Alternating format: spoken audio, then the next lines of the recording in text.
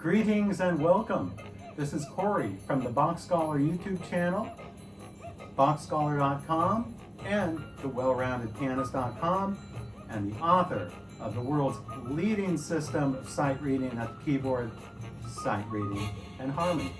In this video, I will don my professorial hat and convince you that the traditional fingerings used for Hanon's exercises at the piano are merely for children.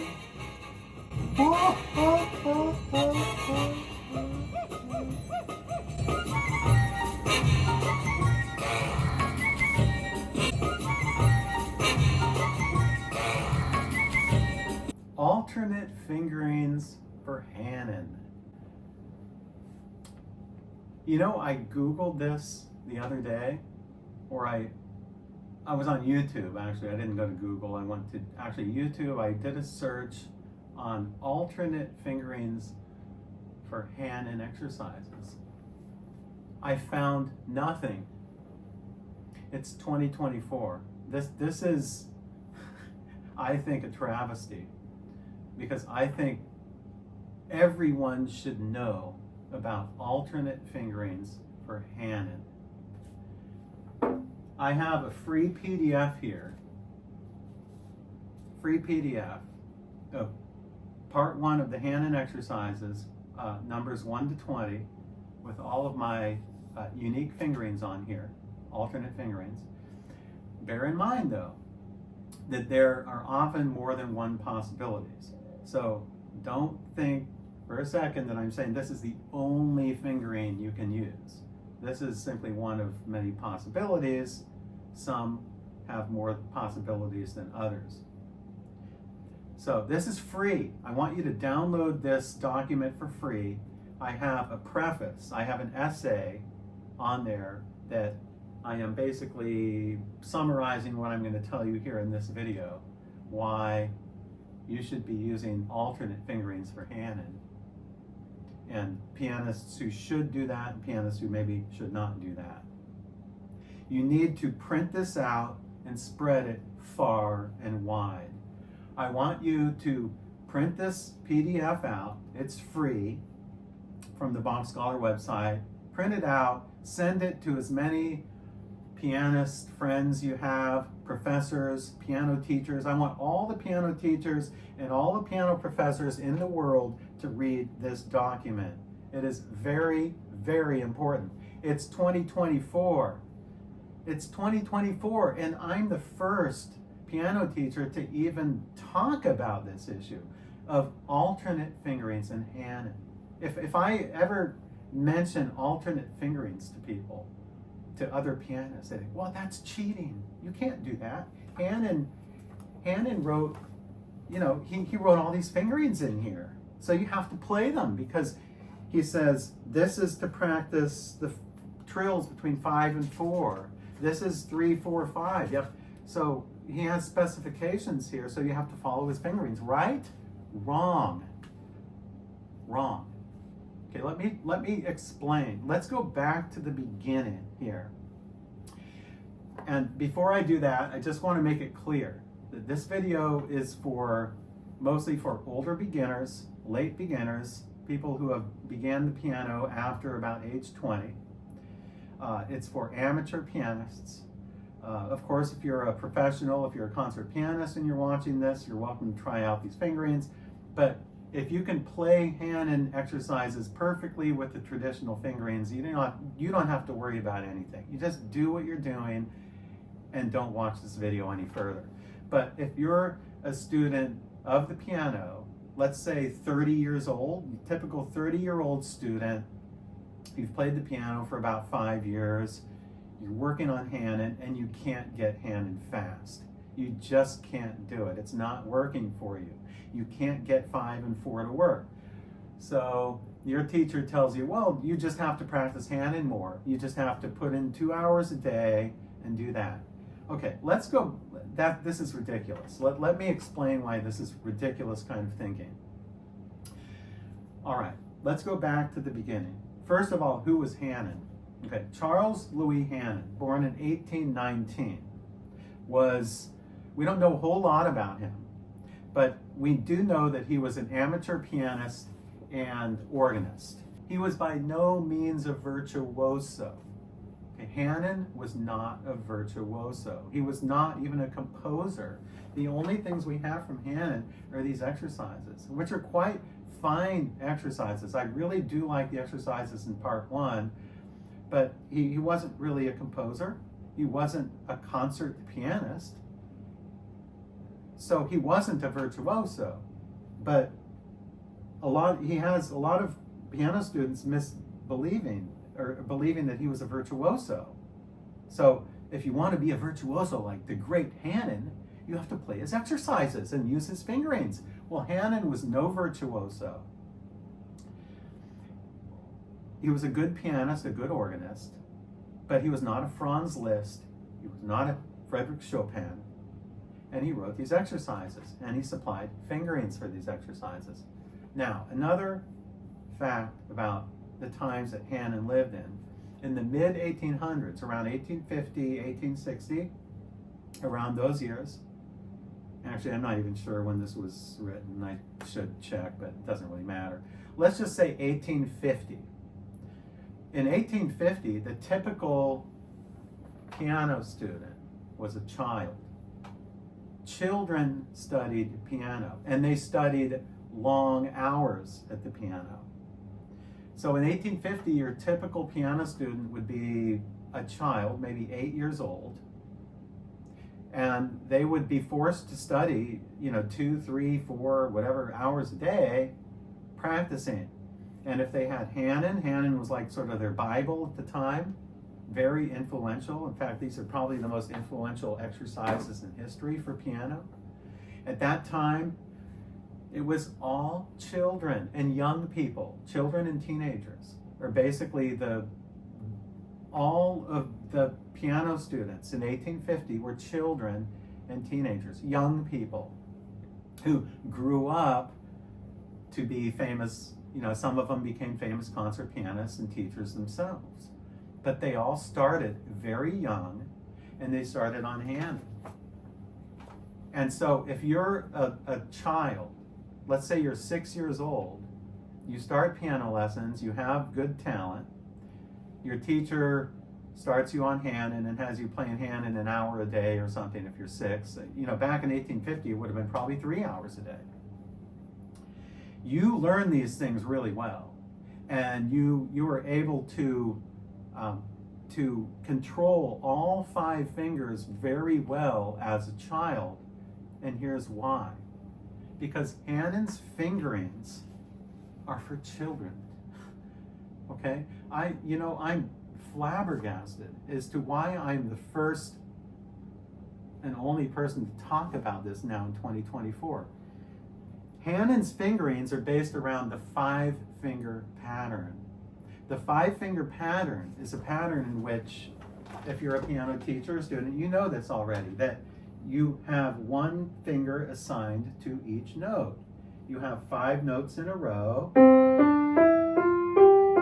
You have 5 notes in a row, you play 5 fingers. Okay, that's common sense. But that's for children. That's like fingering for dummies. When you teach young children, you don't want to confuse them with a lot of finger crossings and the thumb going under and the second finger over. But it was a tradition in the 1800s to train children and young people to be confined into 5-finger positions and to practice mercilessly for many, many hours and many years to perfect the technique required for Hannon to play all the exercises with all 5 fingers. Hannon's whole goal was to train the 5 fingers equally. So, like your pinky is just as strong and responsive and fast as your thumb or your second finger. Well, here's bad news for you. That's never going to happen if you have not learned Hannon well by about age 10. So if you're an adult student in 2024, say you're 30 years old, and you want to build your technique and you're working on Hannon, and you're still playing these childlike fingerings, and you're an adult, let's say you're 6 feet tall, You have long fingers. You have big hands. But you're still sitting here playing these little tiny 5-finger positions. These are children's positions. The only pianists who should be playing Hanon's fingerings are children, okay, small children, beginners. Okay, I would never have a beginner play all my fingerings. Okay, beginners should play Hanon's fingerings. Small children, beginners, or adults with small hands. Because small hand music was very popular in the 1800s, like the Burgmüller studies. Burgmüller's Opus 125 studies. Those are specifically for small hands. These are for small hands, and because you're confined into 5-finger positions. But once you get to be a little older and your hands grow and your fingers become longer and you become an adult, using 5-finger positions, it would be like trying to win the Tour de France with a tricycle. It's never, ever going to happen. Never going to happen. You know, it gets me when I see adult students try to play child fingerings. You have to realize these are for children. So why am I the only piano teacher in the world who has ever talked about this issue? Hanon's fingerings are for children and for adults with small hands. If you are an adult and you're small, let's say you're 5 feet tall, you're pretty small, you're not very tall, you have small hands, Hanon's fingerings probably will work perfectly for you. Because the smaller you are, the smaller your hand is, the better you are formed for the 5-finger position. But once you get to be a little older and you larger and your fingers spread out, your fingers get larger, you want to spread them out more. So instead of having 1, 2, 3, 4, 5, well, why don't you just play 2 and then 1, 2, 3, 4?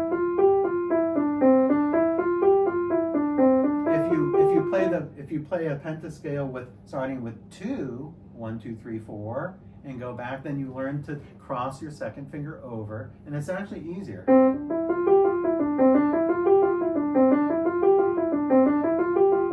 Actually, 2, 1, 2, 3, 4 is actually much easier and much more ergonomic, especially for older pianists and pianists with larger hands. If you're an adult, do not conform to 5-finger positions. That's for children. It's like being in a straitjacket. You're never going to play fast. You just never will play fast because you have to learn these by age 10. Like I said, if you don't have these perfect by age 10 with the traditional fingerings, you're never going to get it. So why struggle with the traditional fingerings? It's not cheating. All adults need to learn alternate fingerings for Hanon because, another reason, he says the virtuoso pianist, and this really gets me. This is really when I, start to get emotional. He says Hanon, the virtuoso pianist. So it has pianists believing that they will become a virtuoso if they practice these exercises. Well, yes, a 6-year-old student practicing 3 hours a day for 5 years will master Hanon. That's fine, great, with the traditional fingerings. But virtuoso. Now, do you realize something? Do you realize out of all of part 1, I'm just dealing with part 1 here, there's 20 exercises in part 1. There's not one instance where your thumb goes under or a finger goes over your thumb. How is it possible to become a virtuoso if you never learn how to do finger crossings? The part 1 is void of all finger crossings. This is a huge, huge mistake. If Hanon really were a virtuoso and he knew what he was doing, he would have at least suggested at least a couple alternative fingerings for these exercises. But no, he has them all conformed into 5-finger positions. 5 is always on the top, 1 is always on the bottom. And adult beginners always struggle with this because it's hard to get that control. Like if you haven't learned it by age 10, you're never going to learn it. So how many times has this happened to you as an adult student or somebody who can't play these yet? How many times has this happened to you? You try to, so you play number 1, and then you try to go fast, and this happens. Okay, so you go.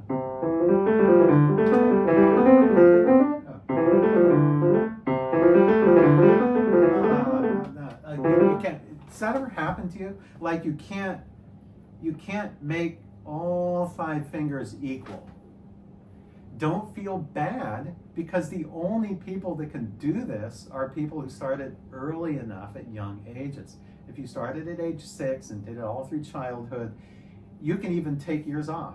You can start at age 6, learn Hannon perfectly by age 10 with the traditional fingerings, take 20 years off. You can take 20 years, even 30 years off. Let's say they play from age 6 to 10 with the traditional fingerings, 3 hours a day, for a few years, like say 4 years. And then they take 30 years off from ever playing the piano, and they come back to the piano at age 40. It won't take long. They'll be right back to the traditional fingerings, and it won't be difficult for them as an adult because they learned it as a child. It's like learning a language. If you learn the language early enough as a child, you're not going to get an accent in that language.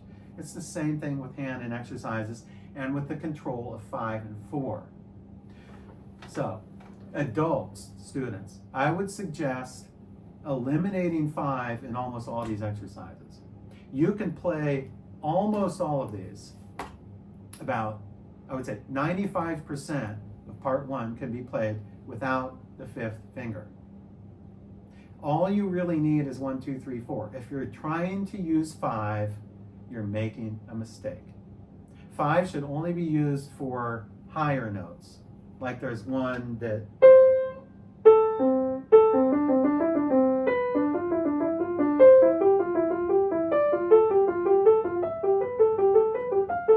ones like that. So if you have a large skip between the bottom notes and the top note, that's a good place to use 5. That's fine. But I'm talking about ones like number 13. If you have your Hannon, out, turn to page 13, number 13. Here's a perfect example where if you do Hannon's fingerings, you're confined to 5-finger positions. So what you're asked to do in number 13 is this. 3, 1, I'll just do the right hand. 3, 1, 4, 2, 5, 3, 4, 5. And then you just repeat that.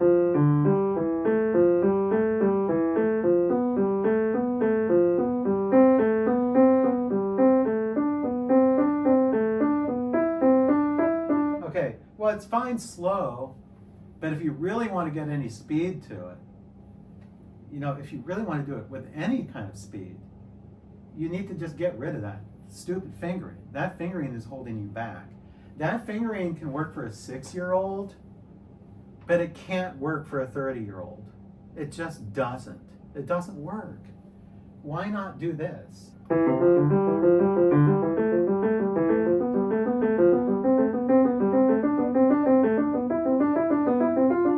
I'm not using the 5th finger at all. I'm going 2, 1, 3, 1, 4, and then 1, 2, 3. So I'm using mostly the strongest fingers. I'm using mostly 1, 2, 3, and I'm using a 4. And it works in the left hand too.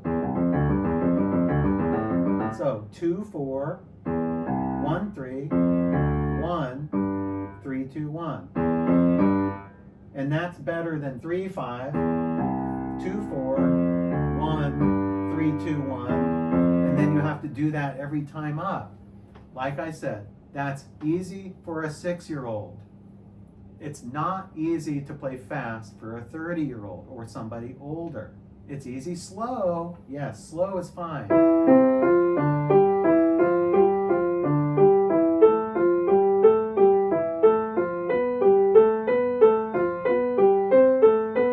Okay, slow is fine. But if you want any kind of speed,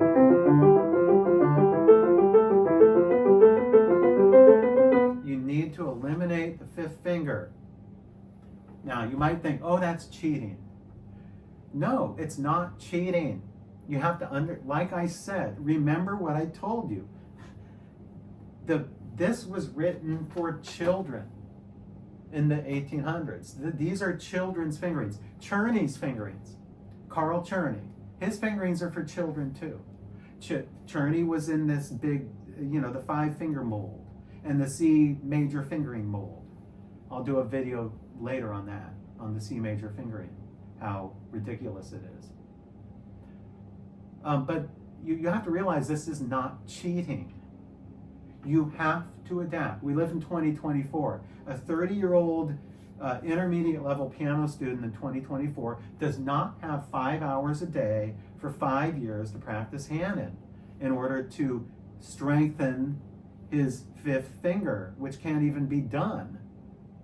So see, Hannon was obsessed with strengthening or training the fifth finger and training these fingers to do what these fingers can do. And so you're locked into 5-finger positions and you're doing all this. But this is academic. This is academic. If you play real music, like if this were a Beethoven sonata or a Bach fugue, you would play different fingerings because these are the most difficult fingerings you can possibly play. If you play real music, no one cares about training fingers when you play real music.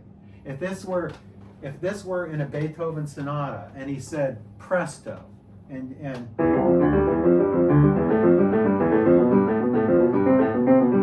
I mean, if he said presto and let's say you come along and you try, oh, it's all 5 fingers, so I'm going to try the 5 fingers. You can't do it because I can't do it anymore. I mean, I could probably do it when I was younger, when I had smaller hands, but I can't conform to 5-finger positions anymore.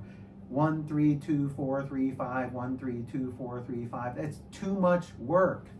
It's too much work. You don't need to do that. It's for children. Like I said, if you're playing these fingers, if you're playing these fingerings, you're playing children's fingerings. You need to grow up. All right? If you're an adult, you can't win the Tour de France by riding a tricycle. Why am I the only piano teacher challenging Hannon's fingerings? Well, it's because no one ever talks about the fact that Hannon was only an amateur pianist and organist. He was not a virtuoso. No one ever talks about the fact that these are all written for children. They're children's fingerings. They're not adult fingerings. Adults didn't study piano in the 1800s. Adults, though, are the largest demographic now for piano lessons. So there has to be change. If you're an adult, you need to learn alternate fingerings for Hannon. And you need to spread you need to spread my PDF far and wide. All the piano teachers in the world and all the piano professors in the world need to know about this. They need to read my essay. They need to go to Minimalist Piano Fingering and read my blog article there.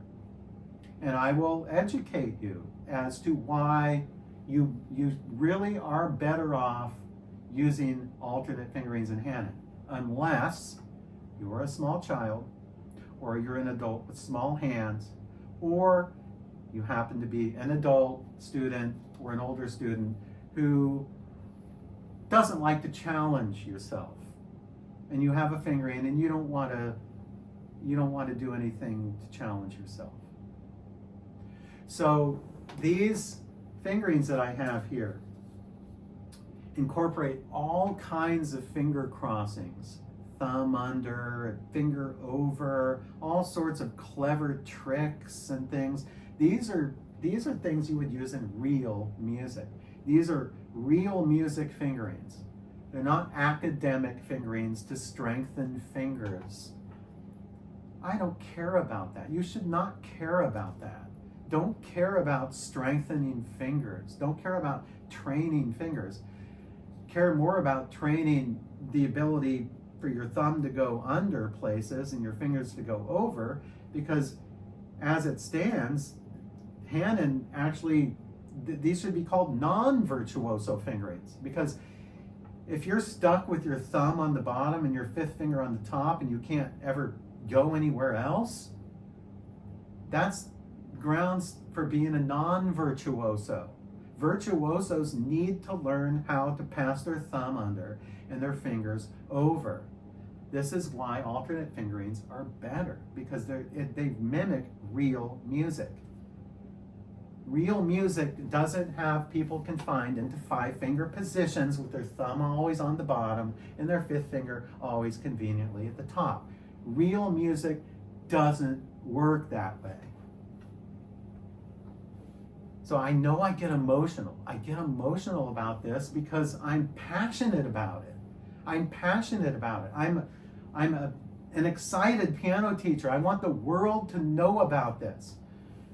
Print out the free PDF, try these fingerings out, realize that there are other possibilities, but these happen to be the ones that I'm using now. This is a rough draft for a book coming up. Read my preface, read it 10 times through, spread it far and wide. All the piano teachers in the world need to know about alternate fingerings for Hanon. Leave your comments below, and thank you for viewing this video.